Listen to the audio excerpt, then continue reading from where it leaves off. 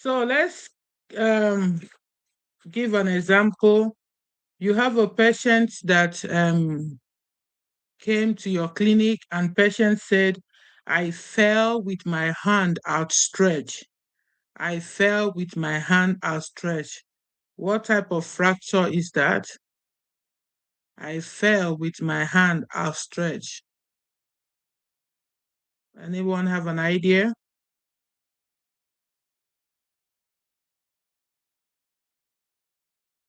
Welcome. I fell with my hand outstretched, navicular fracture. It's not a yes, it's Cooley's fracture and navicular fracture, but do you know the difference between the Cooley's fracture and navicular fracture? Because they are all about the same, but it's all just the difference in the anatomic position.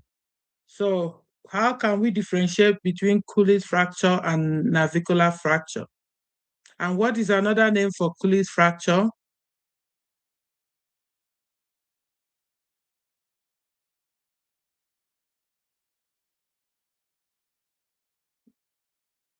Let's be fast. What is another name? Dinner fork. Dinner fork. Thank you. So that means the navicular fracture, it happens at the snuff box. So like I said, it happens somewhere near the thumb. So somewhere here. Okay. So it's close to your thumb, but the Cooley's fracture is close to your radius or your radius. Okay. Distal radius. So that is the difference. So when will you tell this patient to come back for an X-ray? Because we said if you order an X-ray, it's going to not show anything. So when will you tell this patient to return for an X-ray? In 2 weeks, thank you. So what type of splint can you use for this patient? What type of splint can you use for this patient? We call it a thumb spiker splint. Thumb spiker splint. Thank you. Thumb spiker splint. So a patient comes with bicep tendon rupture. Bicep tendon rupture. What test do we use for bicep tendon rupture? What test do we use for bicep tendon rupture?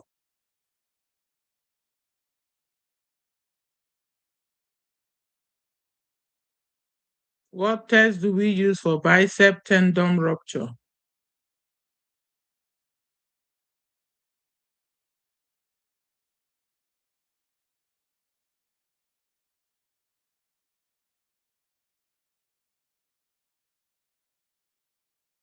Bicep tendon rupture. We said that the bicep rolls into a giant ball. The bicep rolls into a giant ball. And what test do we use? We call it hook test. Hook test for bicep tendon rupture. So what test do we use for rotator cuff injury? Rotator cuff injury.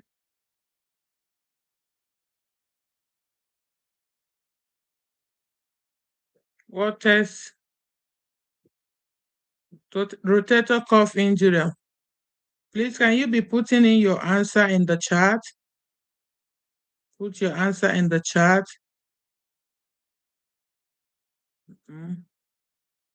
What test do we use for rotator cuff? Remember I said for rotator cuff injury, we use a mnemonic, which is your DEA.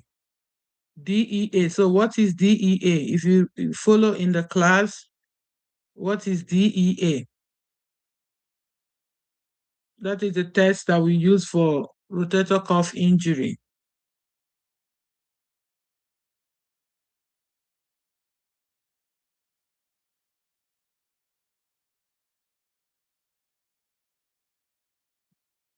So that will be drop arm test, D for drop arm test, empty con, and apprehension, DEA. drop arm, empty can, and apprehension. So remember, this is just a rapid review. If you still have to go back to study, please go back to study if you are still missing some of these things. A patient have macrocytic pneumochromic anemia. Macrocytic, remember the mnemonics MAN, M-A-N, M-A-N, macrocytic pneumochromic. So what are the three anemias that is under macrocytic anemia? Macrocytic, pneumochromic anemia. Macrocytic pneumochromic anemia. What are the three anemias you can find under that classification? Please put in your answers. I don't know if the answers are delaying or if you people are not putting in your answers. Folate, so we use the mnemonic FAB, FAB, F-A-B, FAB, F-A-B, folate deficiency, alcohol, and B is your vitamin B deficiency. Vitamin B deficiency. Okay, did we get that?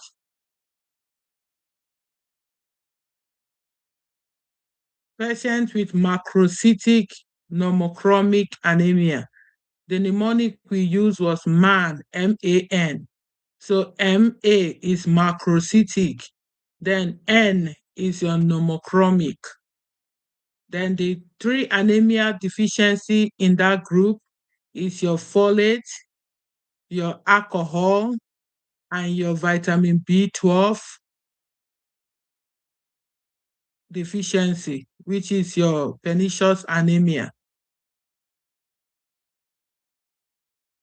If a patient presents with microcytic hypochromic, what type of anemia is under that? Remember the mnemonic mean, M-I-H, microcytic, small, microcytic hypochromic. So what anemia is under that?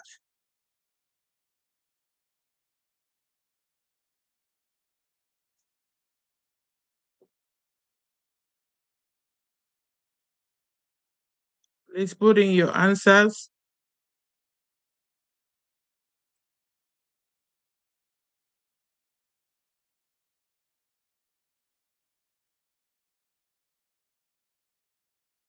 What type of anemia is that?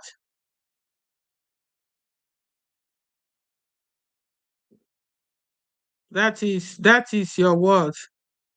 Okay. Iron deficiency, thalassemia, anemia of chronic disease. We also have your sideroblastic anemia. Iron deficiency, thalassemia, lead poisoning. Please include lead. Thank you. Lead poisoning, and even your anemia of chronic disease is also there. Remember the mnemonic we use, TAILS, T-A-I-L-S, TAILS, thalassemia, anemia of chronic disease, iron deficiency, lead poisoning, sideroblastic anemia. What is the screening test that we use for sickle cell? The screening test for sickle cell. What is the screening test for sickle cell? Or what is it called?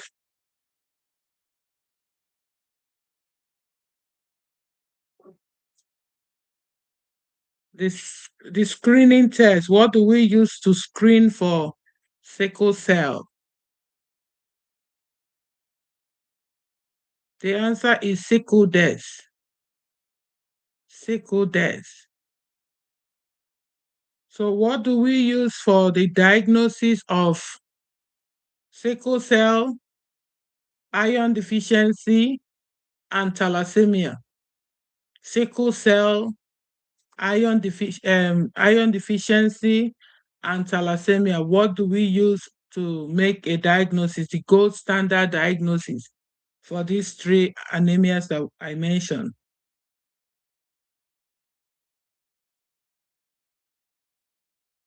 Anyone?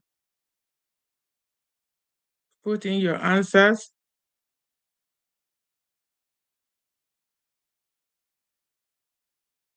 Hemoglobin electrophoresis. Hemoglobin electrophoresis. Thank you. A patient presents to your clinic and patient is complaining, I feel like I'm walking on a pebble. I feel like I'm walking on a pebble. And the complaint is at the third and the fourth metatarsal, between the third and the fourth metatarsal. What condition is that? I feel like I'm walking on a pebble between the third and the fourth metatarsal. Remember, this is just for studying purposes. If you are still missing something, go back, study.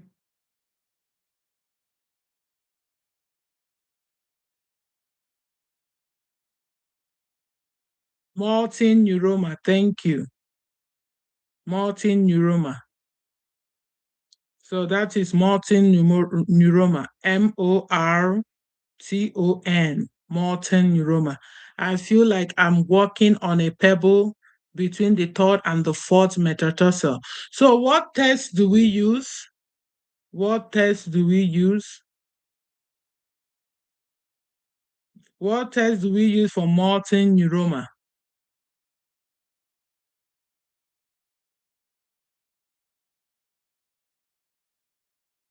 What test do we use for multineuroma?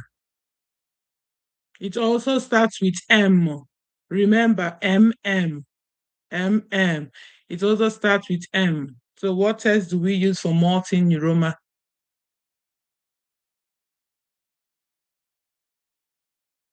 Mulder test. Mulder test. MU. Yes, Mulder test. That is correct. So what is that Mulder test? They are squeezing between the first and the fifth metatarsal. So squeezing test is also called the squeezing test. So that is it. The patient will complain, I feel like I'm walking on a pebble between the third and the fourth metatarsal. And the test that they use is what we call Mulder test. Mulder test is also called the squeezing test. Okay. What test do we use for scoliosis? A patient presents with scoliosis. What test do we use? What test do we use for scoliosis?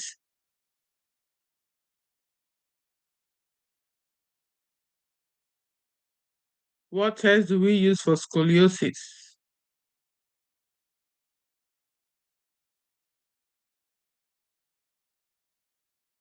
Someone, what test do we use for scoliosis? Adam's test. Thank you. Adam's test. So when you do the Adam's test, you are looking for any asymmetrical of the spine. You are also looking at any lumbar curvature, and you are inspecting the shoulders and the hip for any asymmetry. Okay. A patient presents with dilated pupils, high fever, muscular rigidity, mental status changes, hyperphalanx, clonus, uncontrollable shivering. So the buzzword here is that patient is taking SSRI Remember our SSRI, the sertraline, the citalopram, the escitalopram, the Plaxil. So patient is taking this medication and patient is combining it, or patient combined it with MAOI, monoamino oxidase inhibitor. So patient is taking these two medications together, or patient is taking SSRI with TCA, or with MAOIs, or with tramadol, or with triptans. So any of those. So patient is taking this medication and patient start complaining of rigidity, high fever, clonus, hyperplasia. So what do we call this condition? That is serotonin syndrome. Thank you. So that is serotonin syndrome. Okay. So when you combine SSRI, and we know that SSRI, so can you tell me the 6 conditions SSRI is the first line of treatment? Remember, we mentioned 6 conditions. SSRI is the first line of treatment. Can you list them?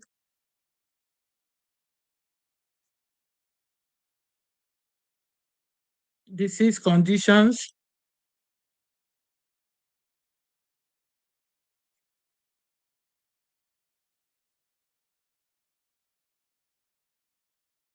Okay.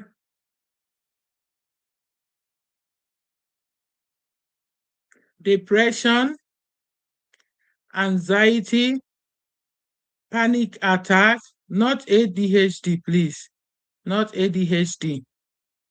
Depression, generalized anxiety. But remember, if you need something for acute anxiety, they can get benzodiazepine, which they shouldn't use more than 2 weeks because of the risk of addiction.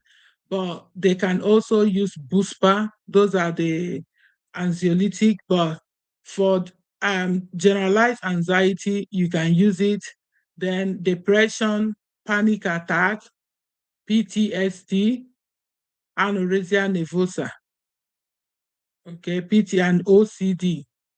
So remember that. So another question, if a patient has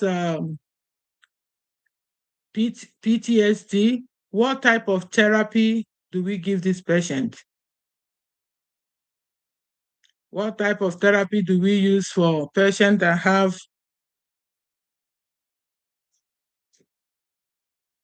PTSD?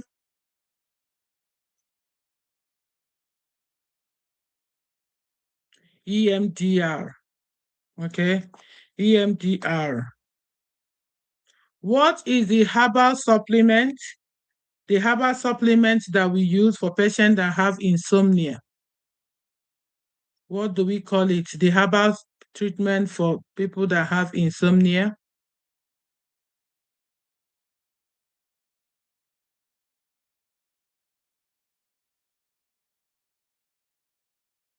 Herbal supplement for patients that have insomnia.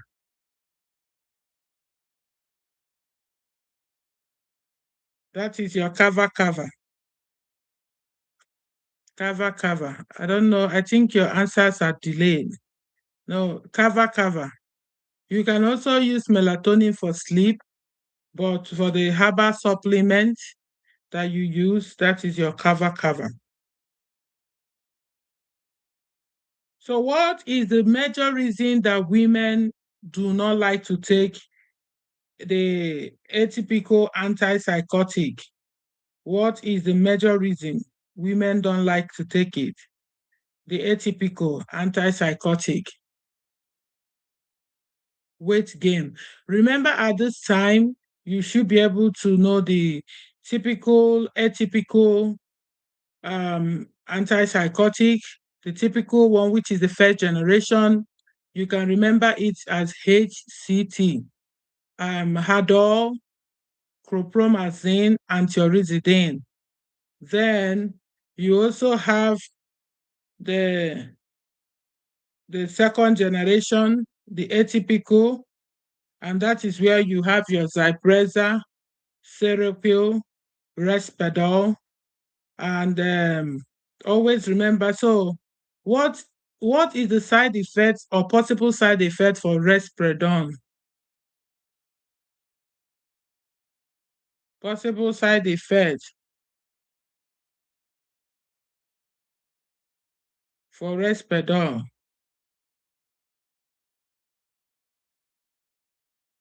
That is, to remember, galacturia.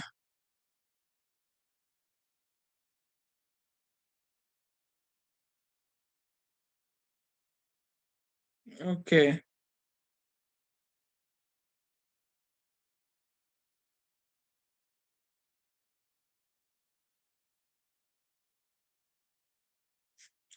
What is the major side effect, or a patient is on SSRI and patient is taking Paxil?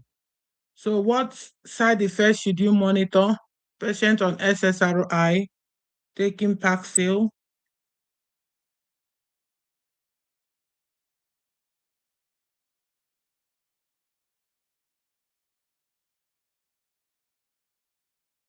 Erectile dysfunction. So what medication can we give for the erectile dysfunction?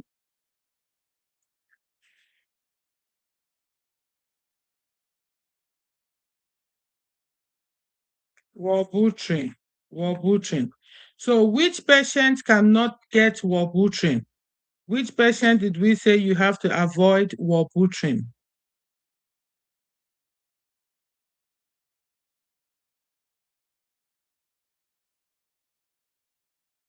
Anorexia nervosa. Thank you. Anorexia nervosa. Patient is postmenopausal. Postmenopausal patient is bleeding, because there's no reason that a postmenopausal woman should be bleeding. And this patient is bleeding. What do you order?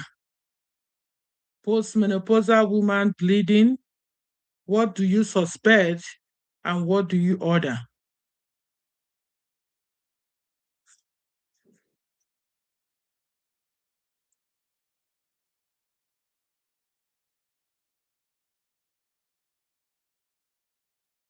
What do we order for this woman? Ultrasound, endometrial cancer. Ultrasound. What are the 3 signs of pregnancy? 3 signs of pregnancy. Remember, it's classified under 3. 3 signs of pregnancy. We have the presumptive. Presumptive is whatever the woman said. So like the woman said, I think I'm pregnant. I have tenderness of breast. So whatever the woman says, that is presumptive. We are not sure. That is what the woman said. Then you have the probable sign, probable that is like maybe she's pregnant or not. And under the probable sign, we have the HAG, H-A-G. Yes, presumptive, probable. So we have the HCG, sorry. So which is the Haga sign, Chadwick sign, and the Godel. So between the Haga sign, Chadwick sign, and Godel sign. So when a patient presents with blue cervix, the blue cervix and the vagina, what sign is that? The blue one from the name.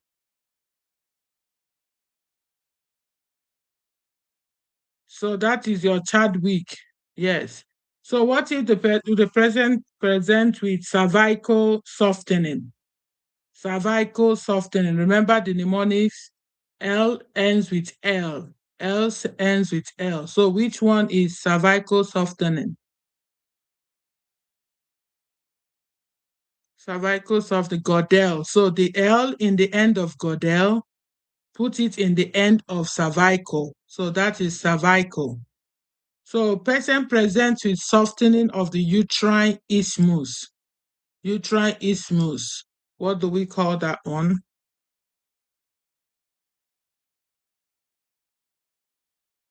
Uterine isthmus.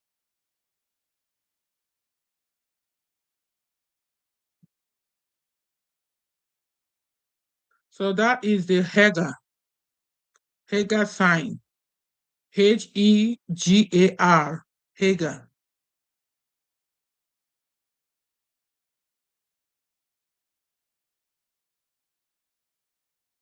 Okay. If you have any question, please put it in the chat.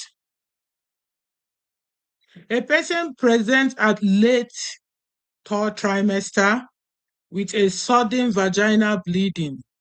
Sudden vaginal bleeding that the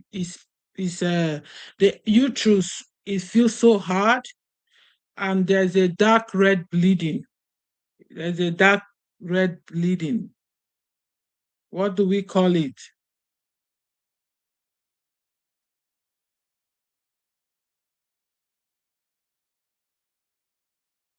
So that is your what?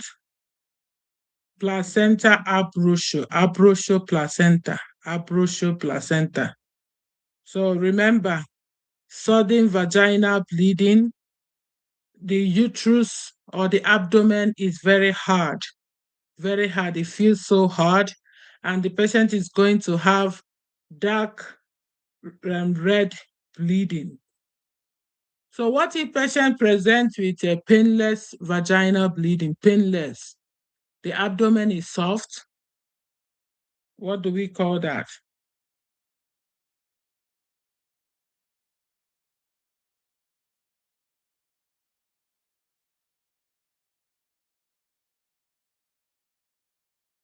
That is your placenta previa. Placenta previa. At what week do we give Rogan? Rogan. RHOGAM, Rogan. Remember, Rogan is what they give to the woman if the woman is rhesus negative and the baby is rhesus positive, which the baby will always get from the father. So at what age or what week do we give Rogan?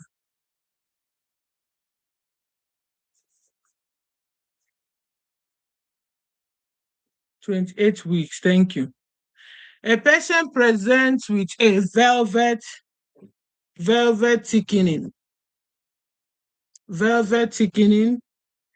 or velvet hyperpigmentation.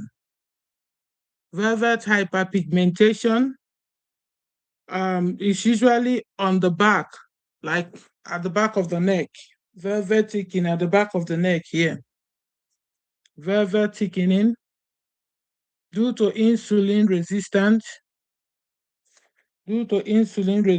at the back of the neck, velvet thickening or hyperpigmentation. What do we call that condition?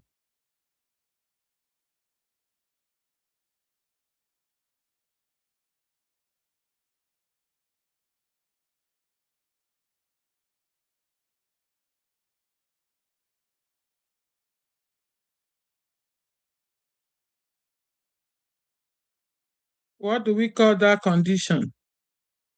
That is acanthosis nigricans. Acanthosis nigricans.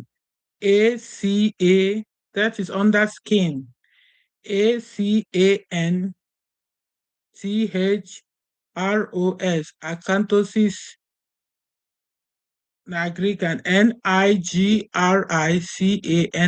acanthosis nigricans. Patient present with a puritic erythematous plaque. You can say fine silvery white scale. Fine silvery white scale. And patient present with pitting of the nail, of the fingernail. You can find it in the elbow. You can find, that is psoriasis, thank you. So what do we call when we find a new psoriatic lesion? Psoriatic lesion, where someone had like a scab. What do we call that? New psoriatic lesion, where a patient have like a scab or injury.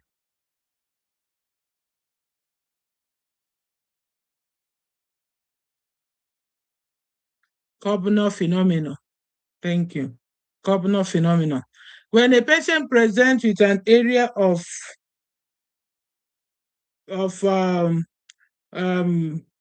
pinpoint bleeding, when you remove the plaque, what do we call it? Area of pinpoint bleeding.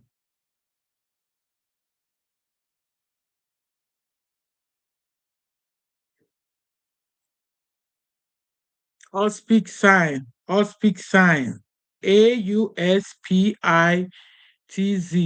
Auspic sign. Thank you. Patient presents with severe itching and burrows and the interphalangeal area. Patient presents with severe itching, burrows at the interphalangeal area, interdigital. What condition? Severe itching. Scabies. What is the treatment for scabies?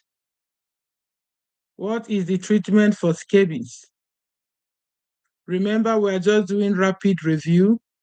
If you don't remember, if you miss something, go back and study it. That is permethrin cream. So what do you educate these patients? What will happen to the rest of the family?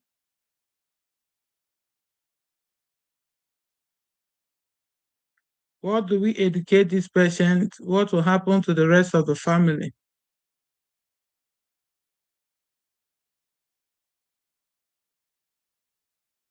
Treat the whole family. Wash everything, the bedding, in a very hot water. Everyone will be treated. Thank you. Patient present with a bull's-eye lesion. Patient has been hiking in the northern part, and patient was bitten by Budogera budeferi, the tick bite. What do we call it? Lyme disease. Thank you. If this patient is less than 7 years old, what is the treatment? If patient is less than 7 years old, red rash, central clearing, bull's-eye lesion. Red rash, central clearing, bull's-eye lesion.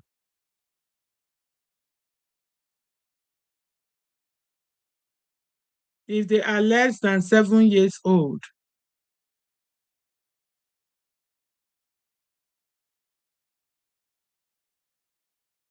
if patient is less than 7 years old, what is the treatment?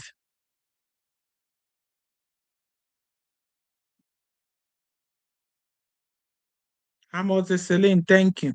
But if they are greater than 7 years old, then you can give doxycycline.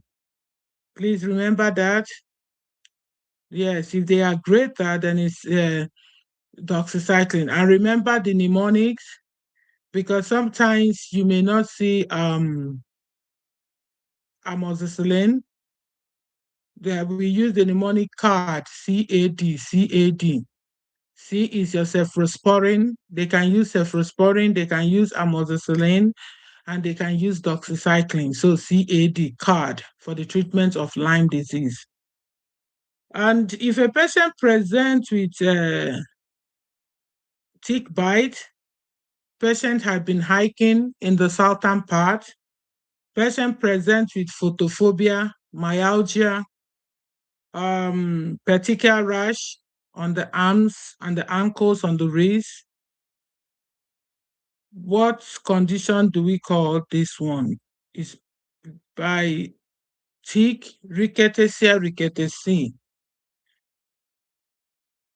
What condition is this, and what is the treatment? Rocky Mountain spotted fever, and the treatment is what? Everybody gets doxycycline. Thank you. Patient presents with a soft, round, everyone gets doxycycline. Thank you. Patient presents with a soft, round, like it looks like it's pasted on or stuck on the skin. What type of skin lesion is that? Is benign? Is asymptomatic? It's like soft. It's round, it's waft, and it looks like it's pasted on the skin or stuck on the skin. What condition is that?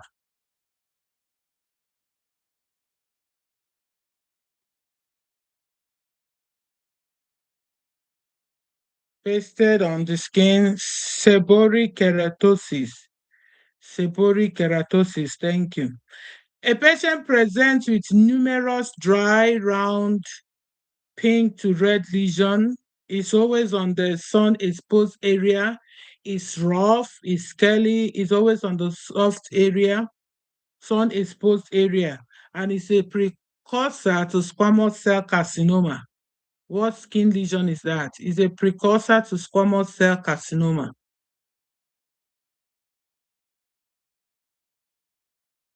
It's a precursor to squamous cell carcinoma. What skin lesion is that? Acanthosis, actinic keratosis. Okay. It's actinic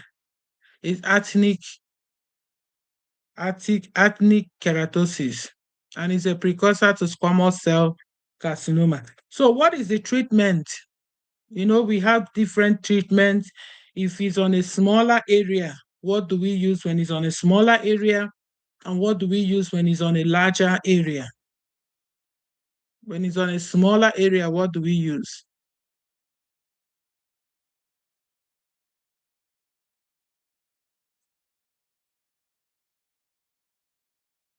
Yes, if it's on a smaller area, we use cryotherapy.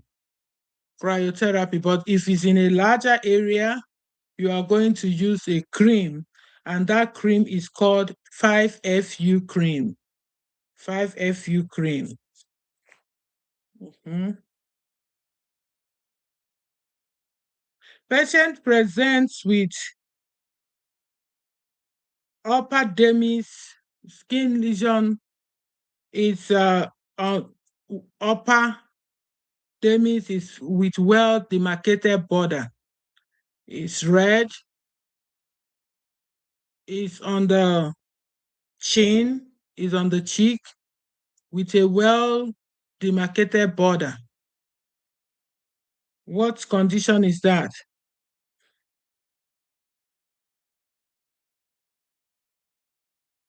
Well demarcated border. Erysipelas, thank you. So what organism causes erysipelas? What organism causes erysipelas?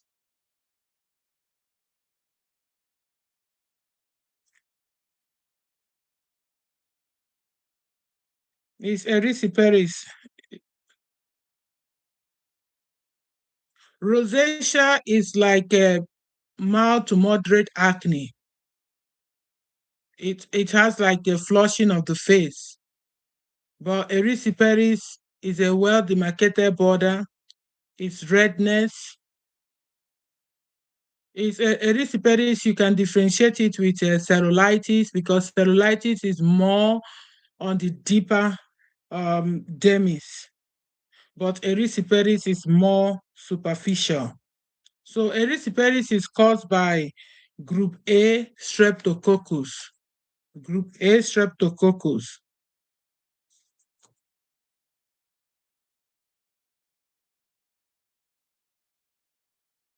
So we have a patient that presents with fever, myalgia, new onset of murmur. Patient is a IV drug user. IV drug user. And patients have what we call Osler nodes, J-way lesions, hemorrhage of the nail bed. What condition is that? Patient presents with Osler nodes, J-way lesion. That is infective endocarditis. Remember the mnemonics? John, John. John. John is a IV drug user. Patient presents with Osler node. And I say that Osler node is when you see it on just in one finger. But J-way lesion is when it's on the palm. Okay, that is where you see your J-way lesion. So when you see all those non-tender red spots on the palms and the soles, that is your J-way lesion. But when it's only on one finger, that is your oslar nodes. Those painful petechias, that is your oslar nodes. What are the side effects of thiazide? Remember, we mentioned side effects of thiazides. So why should we side effects of thiazide, that you have to use it with caution with people that have gout, people that have diabetes, and which people will benefit from thiazide diuretics. So 3 questions. What are the side effects of thiazide diuretics? Because of it, you have to use it with caution with people that have diabetes. So that is hyperglycemia, gout, hyperuricemia. Thiazide can also cause sulfur allergy. Sulfur allergy is good for people that have osteoporosis. Thank you. People that have osteoporosis. One of another benefits of what we are doing tonight is just to help you to think rapidly, fast for the exam, and it helps you to be able to know how much you have retained or how much you know. So that is very good. And I can see the progress that we have made.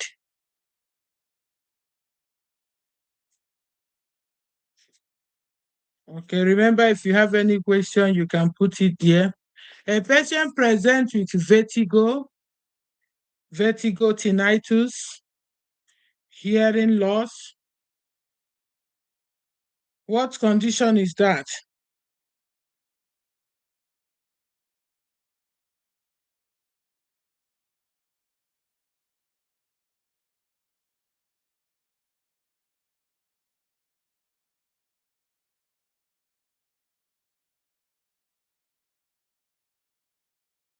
No, vertigo, tinnitus, that is Meniere's disease.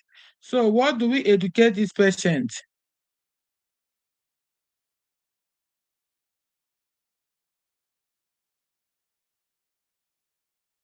Meniere's disease. Tell them to reduce salt intake. They need to reduce salt intake. Reduce salt intake. And it can be caused by endolymphatic fluids. What is the treatment for sinusitis? The treatment for sinusitis. What is the treatment for sinusitis?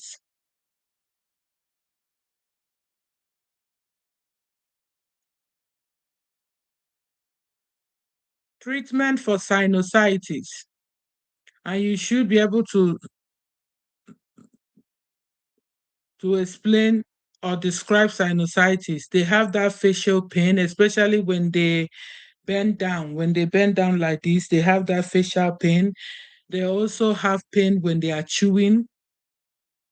So that is your augmentin, please. Augmentin, not amoxicillin, augmentin.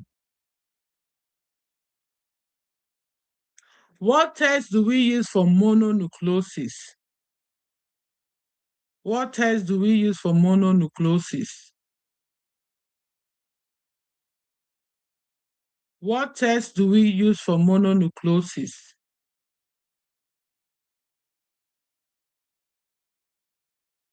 Remember the test? You remember the mnemonic?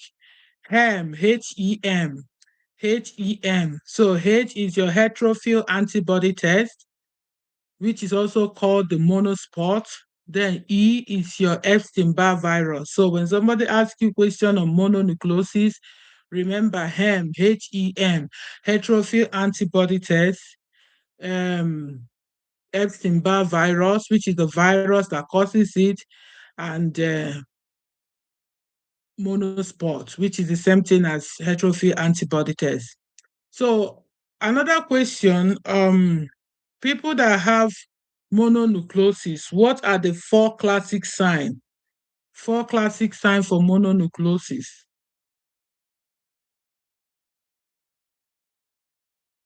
4 classic signs for mononucleosis. That is your fatigue, cough, strep throat or pharyngitis, and posterior cervical lymphadenopathy. Posterior cervical lymphadenopathy. What over-the-counter medication worsens heart failure? What over-the-counter medication worsens heart failure?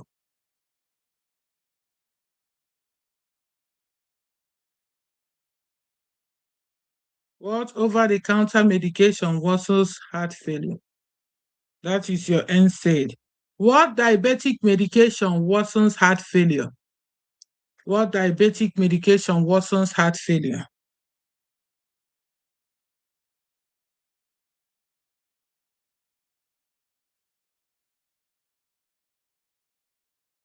Actose.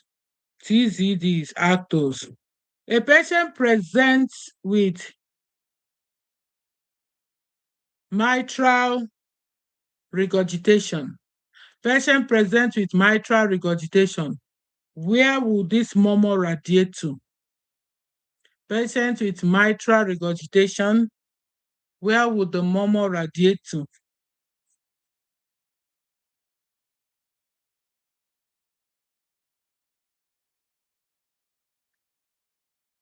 Where will it radiate to? Mitral regurgitation. Where will it radiate to? It will radiate to the axilla. Thank you. A patient presents with aortic stenosis. Patient presents with aortic stenosis. Where will it radiate to?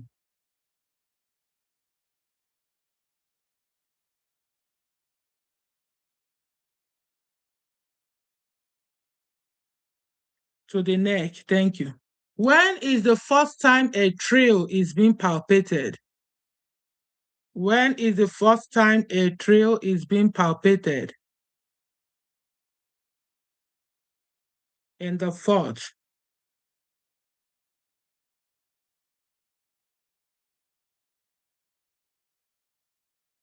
What sound do we hear in S3 sound? S3 sound. What sound do we hear?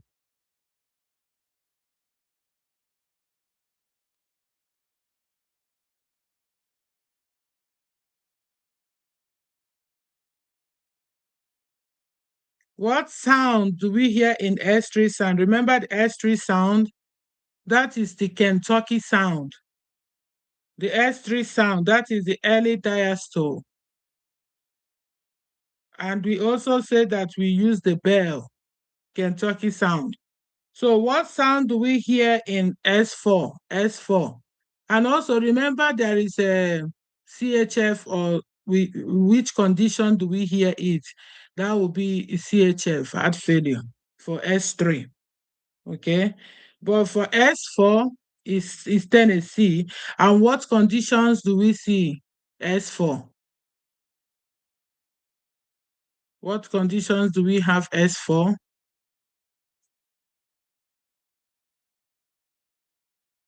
That would be your what? Left ventricular hypertrophy, and that would be also atrial gallop. Atrial gallop. Why S3 is ventricular gallop. So remember the two, ventricular gallop and atrial gallop. What is the treatment for isolated systolic hypertension? Isolated systolic hypertension. What is the treatment for isolated systolic hypertension?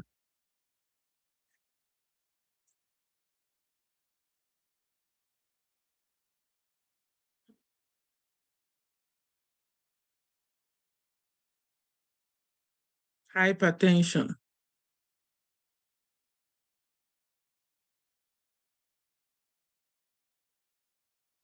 That is calcium channel blocker. Calcium channel blocker, yes. That is a treatment. Calcium channel blocker. Yeah, calcium channel blocker. What test do we order for stable angina? Stable angina, and you have to remember the 4 types of angina. If you remember it, you can still put it there. Stable angina, any topic that I mentioned, make sure you know something about that topic, because these are all the topics that is covered in the exam. So please always remember it. That is stress test. So always remember, like for example, angina, remember what is stable angina, unstable angina, the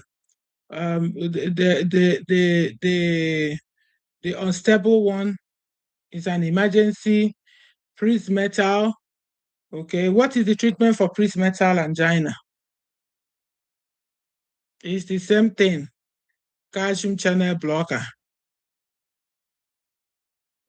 A patient presents with nocturnal pain they have in the night, nocturnal pain, poor pulses, dependent rubor, intermittent claudication, patient presents with intermittent claudication, shiny, hairless. What is the condition called? What is the condition called? PAD, PAD, thank you. And if you order the ABI test, you need to know the normal ABI test, anything from 0.9 to 1, normal ABI test. Please remember that. And what do we educate this patient? Patient with PAD, what do we educate them to? Educate them to stop smoking, educate them to exercise, and also you have to know what what stage they are. Remember, they have the stage that they are asymptomatic, and they also have a stage that they have a intermittent claudication. Then they have a stage they have a rest pain. Even when they are resting their leg, they're having pain. And the last stage is the gangrene, when they begin to have that ulcer. Please remember that. Patient present with cold brownish discoloration, swelling, and we call it venous insufficiency. So what do you educate this patient that have venous insufficiency? What is the treatment? The one for PAD, you told them to the one for PAD, you told them to stop smoking, exercise. So people that have elevation, thank you. And then you can do support stockings. But remember, for all these conditions, you have to check other conditions. For example, somebody that have a venous insufficiency, if they have heart failure, you should be careful telling them to elevate, or be careful with compression, because you're going to push the fluid back to their heart. So they have to take their diuretics. So what is pulsus paradoxis? Pulsus paradoxis. Pulsus paradoxis. Pulsus paradoxis. So remember, upon inspiration, the systolic blood pressure drops by 10. Okay. A patient presents with central obesity, moon face, purple striae, hypertension. So what condition are we talking about? Even not finishing the whole thing. Moon face, central obesity. If they have a wound, it's not going to heal fast. The blood sugar is elevated, the blood pressure is elevated. What condition is that? and the cortisol level is also elevated mostly because of the cortisol, high cortisol level.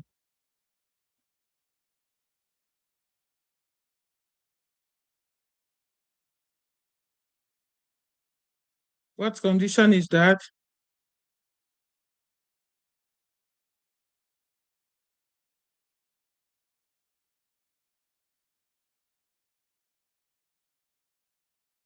What condition is that? So that is your Cushing syndrome. Thank you, Cushing syndrome. A patient presents opposite of Cushing syndrome now. Patient will have a low sugar. Patient is craving for salt. Okay. What do we call this condition?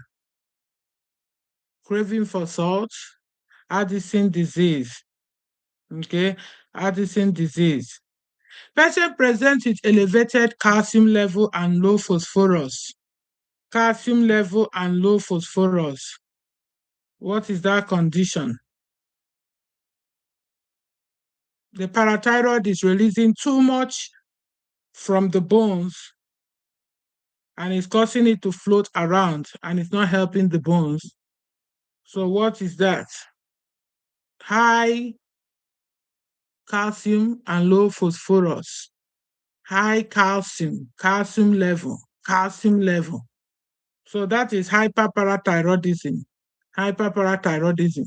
And what is the treatment for hyperparathyroidism? What is the treatment for hyperparathyroidism?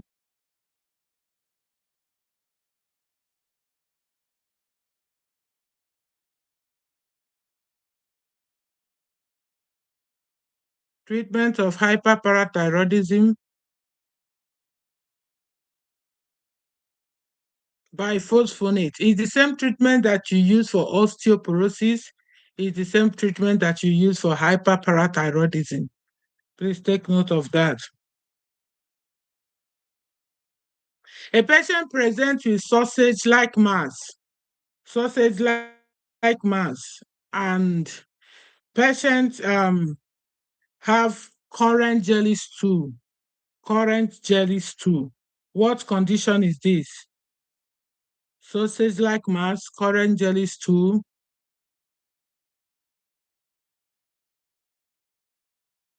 Intussusception. And if patient presents with non-bilious vomiting, olive-like mass, projectile vomiting, non-bilious vomiting, olive-like mass, what condition is that? Remember, once you know the buzzword, you should know what they are talking about. That is your pyrolic stenosis.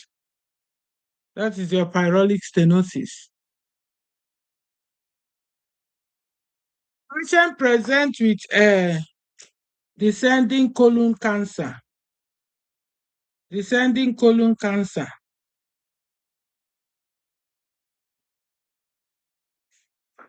So I'll be going through using the book. If you have the book, but I'll just be asking random questions from the book. I know some of you have the book, some of you don't have, so just rapid review from the book. What are the hypertensive retinopathies? Hypertensive retinopathies. Remember the hypertensive retinopathies?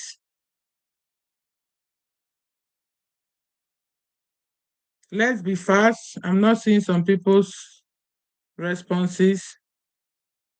Some people are not putting in their answer, only few of you. Please put in your answer if you're in this live section.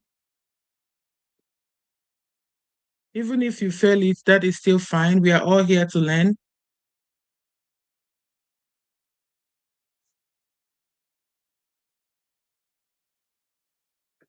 What are the hypertensive retinopathy? Remember the mnemonics that I use? CAR, C-A-R. So what is CAR? C-A-R. Copper wire arterioles, AV nicking, and retinal hemorrhage, copper wire arterial AV nicking, and retinal hemorrhage.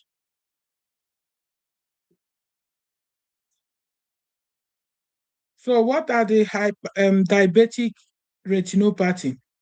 Under diabetic retinopathy, MCR, microaneurysm, cotton wool spot, retinal hemorrhage.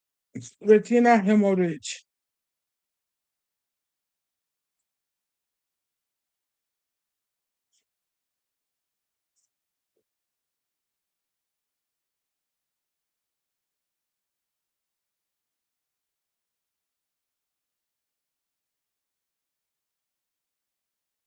When patient present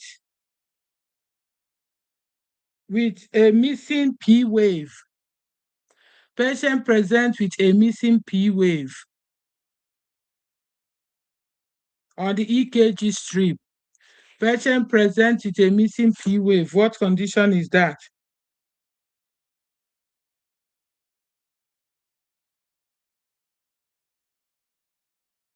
AFib, thank you. AFib. Patient present with jugular vein distension, jugular vein distension, splenomegaly, anorexia, abdominal pain, nausea. What type of heart failure is this? Patient present with jugular vein distension, that is right-sided heart failure. Thank you. What is another name for right-sided heart failure? Right-sided heart failure. What is another name for right-sided heart failure?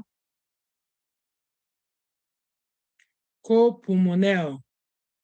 Copulmonale.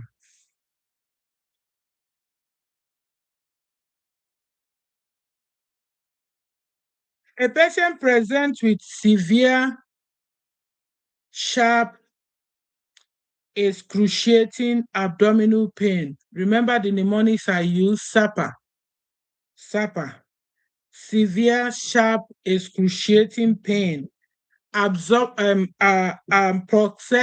abdominal mass. Proxectal abdominal mass. A patient present with severe, sharp pain, excruciating proxectal abdominal mass. What condition is that?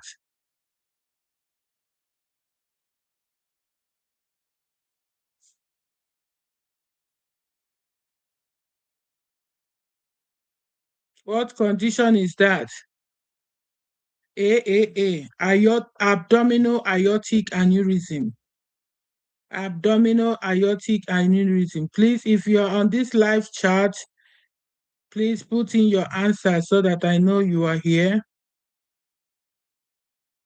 Even if you don't get it correct, we are all here to learn. So what do we see on an X-ray of somebody that have abdominal aortic aneurysm?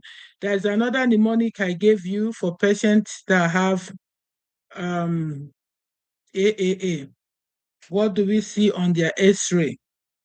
At least you can write one. We see three things in the X-ray, but you can write one.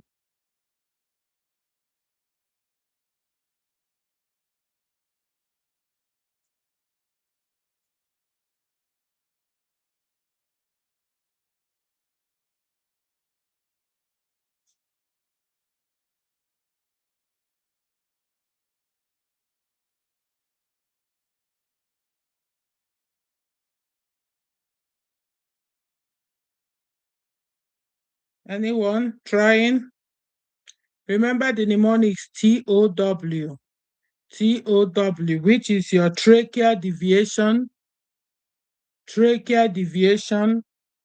obturation of the aortic nerve, and widening mediastinum. All these things are in your book. I'm getting it from the book. They are all there. Trachea deviation, obturation of the aortic nerve, widening mediastinum. A patient presents with a mid-sternal chest pain,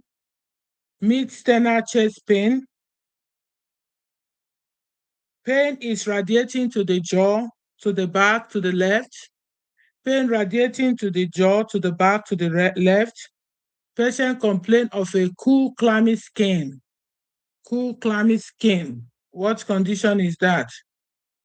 Patient complain of cool, clammy skin. Myocardial infarction. Myocardial infarction. Patient present with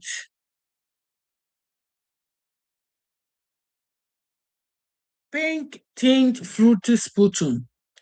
Pink, remember I said PP. Pink tinged fruity sputum. What condition is that? They have a sharp pain, worsening with coughing, breathing, but it's a pink tinged fruity sputum. That is your pulmonary embolism. Pulmonary embolism.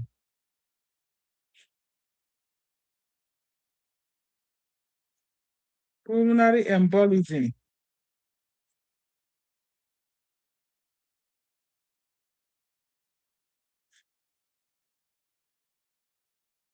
What is the treatment for atypical pneumonia? Atypical pneumonia. What is the treatment for atypical pneumonia?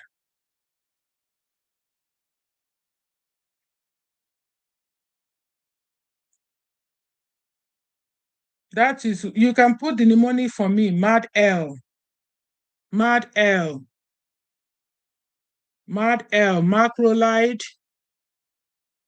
amoxicillin, doxycycline, and levofloxacin. Macrolide, amoxicillin, doxycycline, levofloxacin.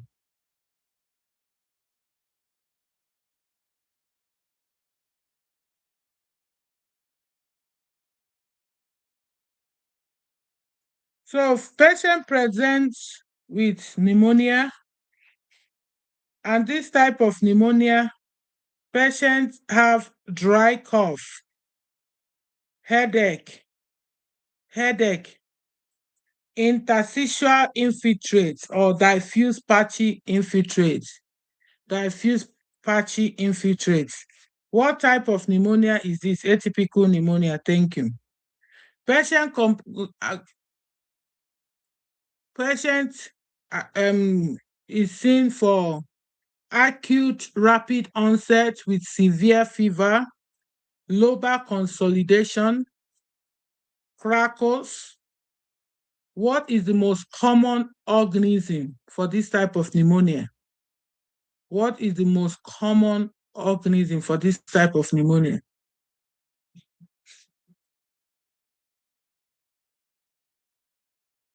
Strep pneumo.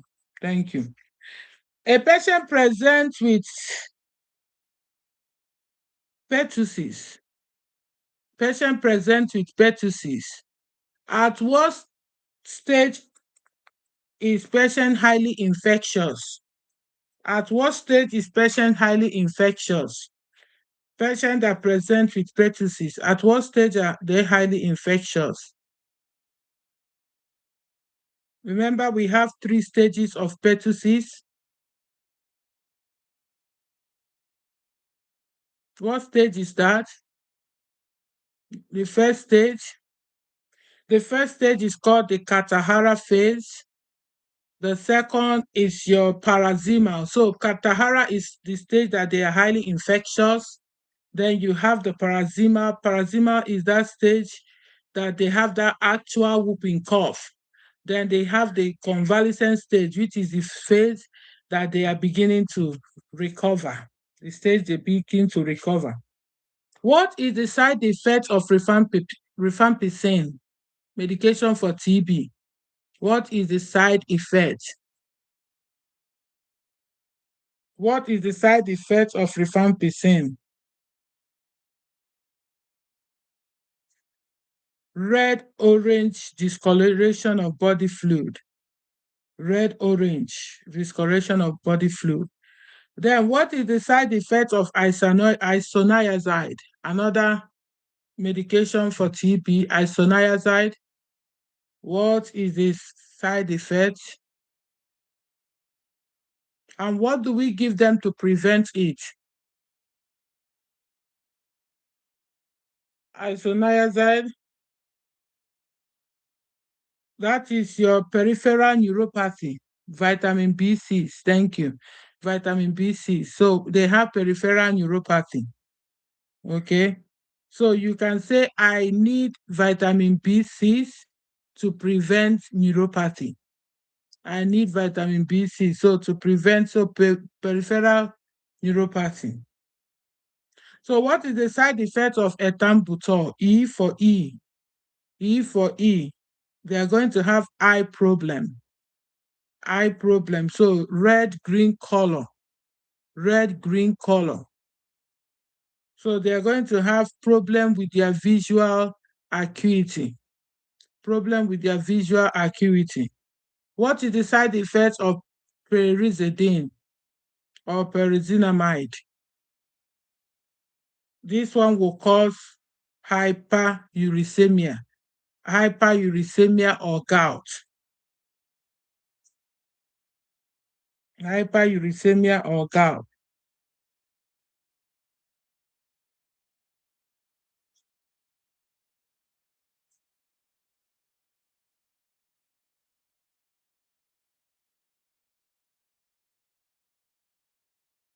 What is the treatment for asthma? Asthma treatment, even if it is using the GINA guideline, what did we say is the treatment? What did we call the medication? Remember, we combined two medications, Symbicort. So Symbicort, which is the combined formoterol and the budesonide. So they combined inhaled corticosteroid and they combine it with the formoterol, which is the beta agonist, okay, which is your long-acting beta agonist. They combine it with the inhaled corticosteroid, and it's going to give them Symbicort. So it depends on the stage. It's either you do PRN Symbicort, low dose Symbicort PRN, low dose Symbicort PRN, low dose Symbicort daily, then medium dose Symbicort daily. So remember, according to GINA, we have those four. Sometimes, but because of primary care or because of what we are doing, just focus on the four: the mild, intermittent, or the step 1, the step 2, the step 3, the step 4: mild, intermittent, mild, persistent, and moderate, severe. But you call it step 1, step 2, step 2. So it's either you use a low dose Symbicort PRN for the first stage, the second stage, low dose Symbicort PRN, the third stage, low dose Symbicort PRN, then the fourth stage, medium dose Symbicort daily. Then, of course, in fifth stage, you should be referring them and they will add the anti-IgE. So that is your GINA guideline. You need to know the 5-step. I always say use your fingers as a 5-step. Step 1, 2, 3, 4, 5. So your 1 is your low dose, so Symbicort, like I said, PRN. Step 2, low dose Symbicort, PRN. Stage 3, low dose Symbicort daily. Stage 4, medium dose Symbicort daily. Then 5, you are going to refer them for phenotypic assessment, and they are going to add anti-IgE therapy. So remember that is your GINA.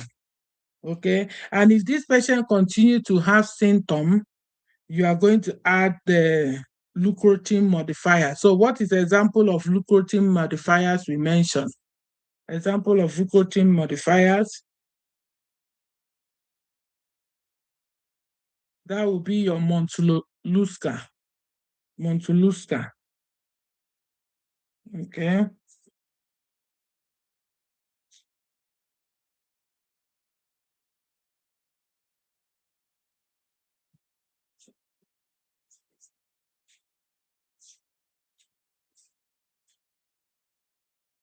A patient presents with, we call it a cancer of the plasma cell. Cancer of the plasma cell. What do we see in their urine? Patient presenting with the cancer of the plasma cell. What do we see in their urine? So if you answer Benson-Jones protein, Benson-Jones protein in the urine, that is correct. Benson-Jones protein in the urine.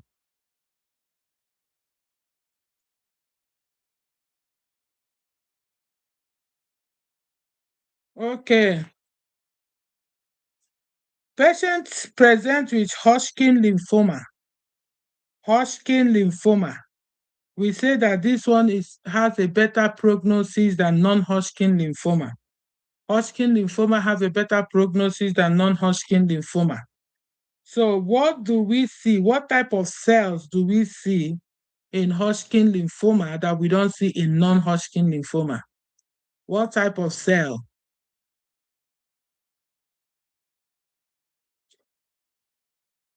That is your what? Red Sternberg cells. Red Sternberg cells. Thank you. Red Sternberg cells. What type of nail or what type of nail condition do we see with somebody that have iron deficiency anemia? That nail condition for somebody that have iron deficiency anemia, what do we call it? Okay, that is your clonacea. Clonacea.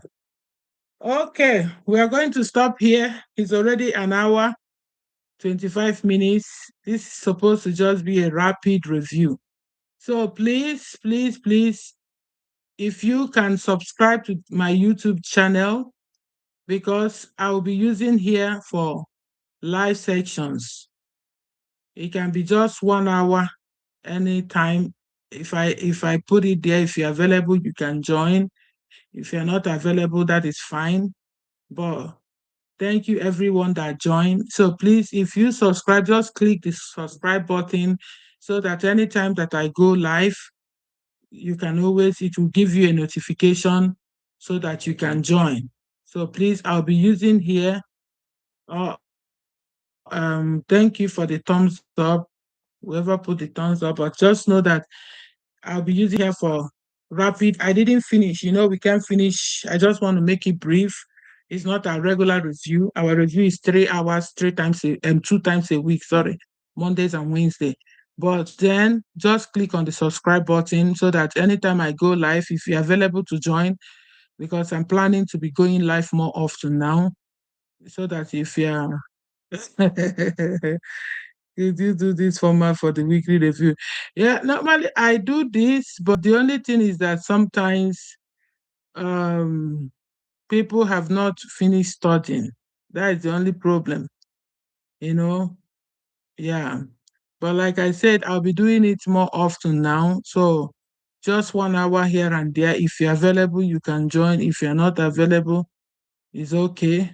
But it at least it helps you to see where you are and helps you to prepare yourself. So please, even if it's 6 p.m., even if it's 7 p.m., just anytime I'm able to go live, I will put the link as many that as. But if you have this, if you subscribe, it will always give you notification and you'll be able to join. Okay. Thank you, everyone. Yeah.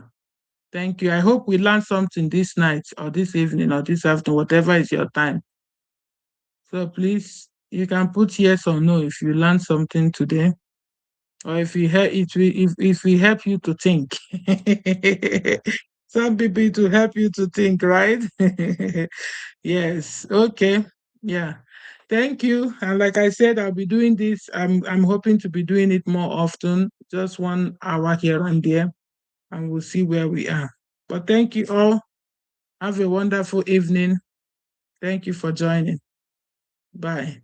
I believe you can always go and listen to it again. Mhm.